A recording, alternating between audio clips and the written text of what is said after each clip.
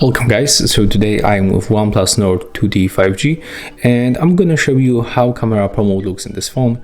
To open the pro mode you have to go for the More tab, select Pro, and as you can see right now we can find this bar right here and we can find 1, 2, 3, 4, 5 different parameters, and 4 of them we can adjust manually and automatically, and the only one it's the exposure compensation that we can only set manually like that.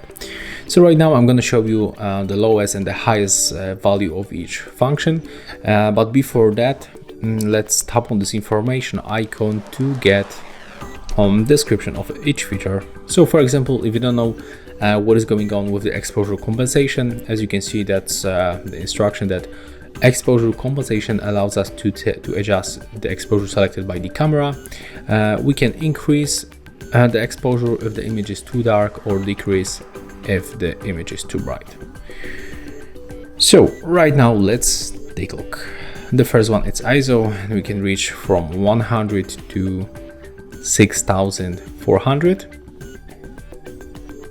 Another one is the shutter.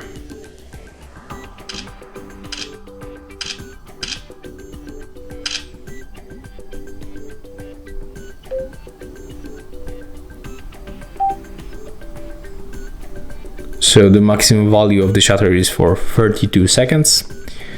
Right here we got the exposure compensation. It's +3 and -3. And right now we got focus. So as you can see right now all objects in front of us are just out of focus, but if you put something close to your lenses it will be in the focus right now, but when I'm gonna move my hand like that it will be out of the focus. So that's how we can manipulate focus.